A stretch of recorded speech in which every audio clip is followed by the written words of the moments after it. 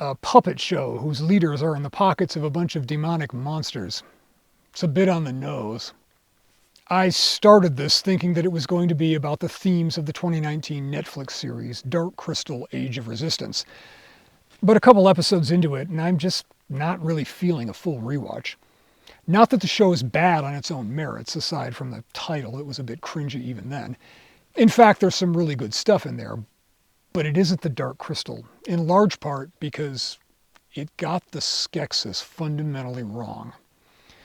So the backstory is that there was a race of enlightened, intelligent, and curious beings who inadvertently split their essence, each becoming two beings, cleaving into two distinct species. And two new races appeared. The cruel Skeksis, the gentle mystics. The Skeksis are these hideous genocidal bird things who have conquered their world, enslaved the podlings, exterminated the gelfling, and thoroughly degraded the natural environment around their castle. Their counterparts, the mystics, sit around meditating and drawing in the sand, being all zen and mellow. It's very easy to think of the Skeksis as evil and the mystics as good. And that's where the Age of Resistance series really trips itself up. The problem with the Skeksis isn't that they're setting out to do evil for the sake of it, but that they're incomplete people. They're all ambition, hunger, greed, and desire to dominate without any empathy to attenuate it. The Skeksis have all the traits that make someone accumulate wealth, build lasting organizations, and do whatever it takes to defeat rivals. They're focused on achieving their desires at the expense of everything else. They're all psychopaths. And everything the Skeksis have in excess and without balance, the mystics lack. They have all the compassion and the patience, but none of the drive.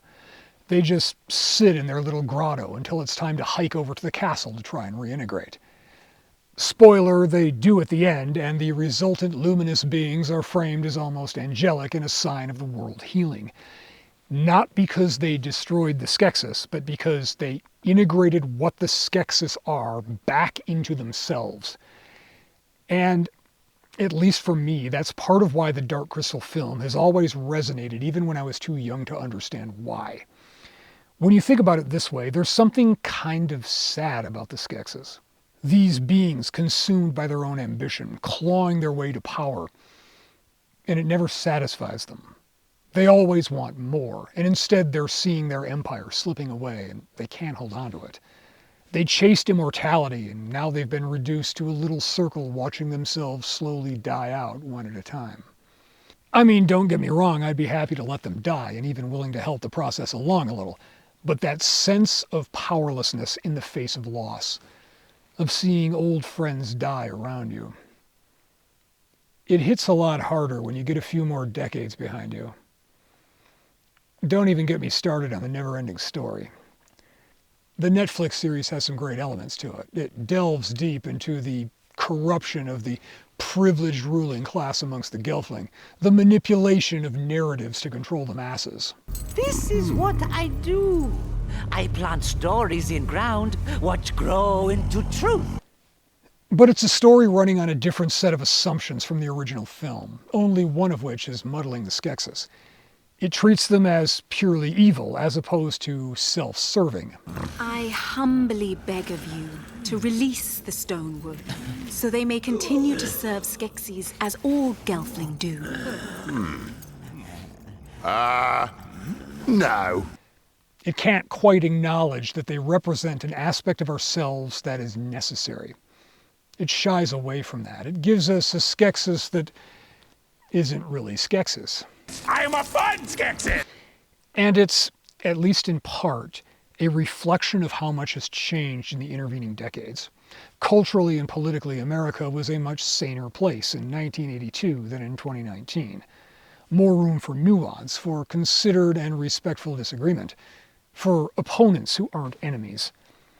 By 2019, we were well on our way to the insanity of today, where the civil discourse era of politics is gone and the what is best in life model is taking hold instead. You don't overthink it, it's a Conan reference. Collectively, we've become more like Skeksis, unbalanced, broken. We need both the traditionalism and reflection of the mystics and the drive to rush ahead to overcome obstacles right now of the Skeksis. I suspect most of the writers on Age of Resistance would map that directly to political factions and vehemently disagree with my implication of which party corresponds closest to which half-soul broken creature. Even the idea that each needs the other to balance its worst tendencies. And that's part of why the show doesn't quite work, while the Dark Crystal film is essentially timeless. This is kind of a tangential companion piece to last week's video, linked in here somewhere.